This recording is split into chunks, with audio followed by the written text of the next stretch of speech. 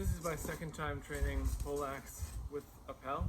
This is the one I have at home. I was using a different one before. The first thing you want to, that occurs to you to do when you get out here is you've got this kind of spear-like thing with all this bits of cutlery. So you naturally want to do these hook and thrust type plays, or maybe overbinding and then thrusting from ox, that type of deal. It's been a good while doing this kind of stuff. And I'm actually realizing a lot of the simpler things are difficult. Even I was trying to figure out, can you safely cut against a thrust? And obviously there's a range difference here. I can reach them way before they can reach me, but even with this disparity, if I start left foot forward, like a high ward like Maya would have, if I have both my arms extended during this cut, I mean, I feel like I'm at the same reach disadvantage as you are when you're trying to cut legs in longsword.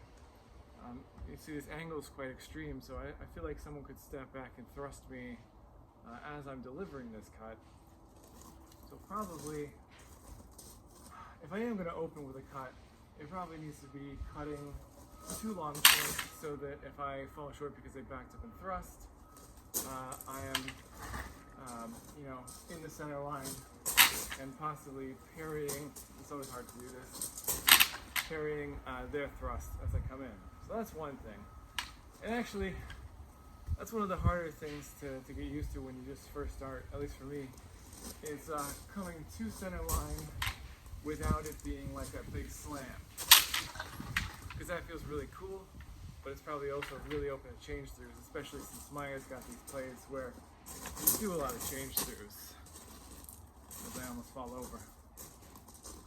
So that's one, coming from like this sort of high striking position, the center thrust, coming from, I really should have learned the guard names before I shot this video. Coming from whatever, this is steer hood or something, up to the center and thrusting. I keep knocking this guy to the side. This one's fun. So you deliver cuts. I don't know if I should twist the legs. He says turn your back half to the person, which kind of puts a stretch here unless you do pivot a little bit.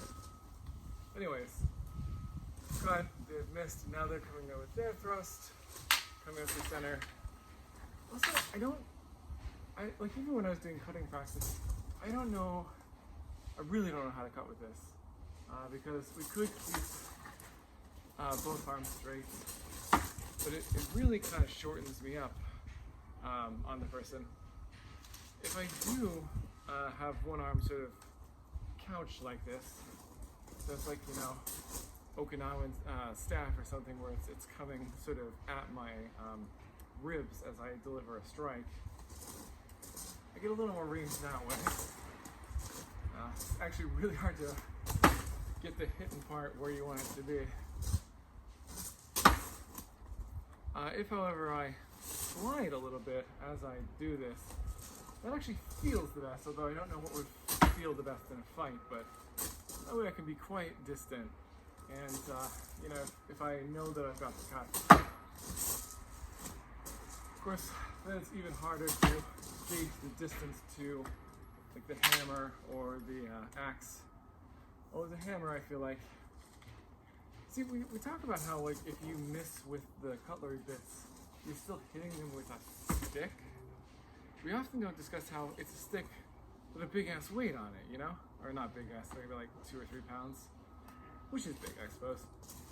So even if you don't hit them with the iron, which you ideally want to, you're still getting the extra weight of it with this staff strike. So that's kind of a cool thought. But anyways, I was working on coming back online, thrusting, and again, I don't know if this is sort of this advancing thrust, if it's both arms thrust, if it's both arms but kind of a sliding thrust, and I wonder if it's absolutely one or the other. We have really the conceit that we have really clear ideas about what longsword cuts and longsword thrusts are supposed to look like. I don't that way in pole weapons. Maybe there's a number of techniques. Maybe those are all three different things. I mean, there are three things you can do. I just did them, so they can be done. I don't know that one is more right than the other. I suppose if one of our treatises described one and said do this instead of the other one, then that would be the right one, according to like a martial art, like an art of martial movements. But anyways, practicing from the left, so Meyer has left arm forward. What happened there is the axe part actually got caught and pushed it up. Practicing from the left. And then when your arm's good and tired, switching hands, practicing from the right. That feels kind of good actually.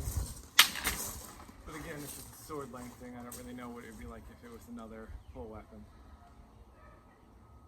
This kind of stuff again from the low guard. Again, the temptation being to want to like smack it, probably not necessary. Even if you've got a pole weapon right on line, as soon as you get yours on, you've taken them offline. It doesn't necessarily need to be as deep, or maybe it does. I don't really know. I haven't done enough practical application with someone else's pole weapon because no one else out here has them. I guess the last thing I was messing around with is, obviously from low guard. Maybe this is steer hook? I don't remember. I feel like you don't even need to touch, you can just sort of thrust and with a little bit of an offline step, or even not. Oh, I don't know. Oh, the one that's really cool is, so we're coming up, and then I get, slightly overbound. We're kind of doing this push-pull thing that I did find is you tend to do with someone. We get a little overbound, that sort of outside wind that was in the Blood and Iron video. That's pretty sick. I don't know. I guess you'd have to do it real fast in application to get it to work. Anyway, the other thing I wanted to mess around with is if I get the overbind right, then obviously I have duplierans, I guess? Yeah, basically. With the axe blade, I do find with this, I really have to extend to suddenly go from thrusting distance to cutting distance. I don't even know. Yeah, the pellet is still on camera. And it seems you can do this true edge. I'm stepping way too far behind. I really don't need to. Or actually, it feels better false edge than your sort of. Well, does it feel better? Yeah, I don't know. It feels like I can go back to the overbind if I miss the duplier, and if I do a false edge cut, maybe. Yeah. And actually, it seems like there's a lot of longsword techniques that have crossover. Obviously hitting the hands is so much easier. If you want to feint like Meyer, but actually want to deliver a hand hit anyways to maybe their fist. I feel like this would be hard to line up, but you do Satani right there. Very powerfully if you're doing it with like the axe head. So maybe this could be a thing you do from like a low guard, is just step off line, try to hit their hands. I mean, for sure, right? It's full weapons. Hands are like really exposed. So we got that. On nailings, I feel interesting because I'm not locked into a guard, so I can, of course, shorten and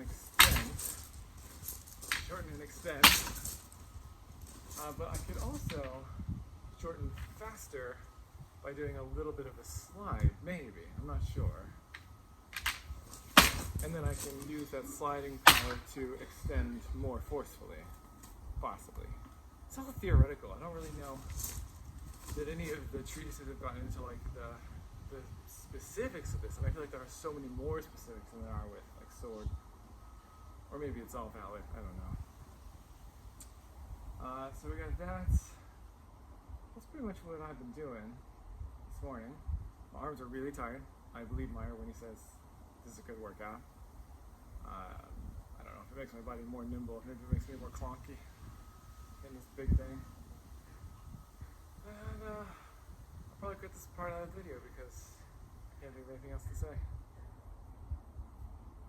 So yeah, that's what I've been up to.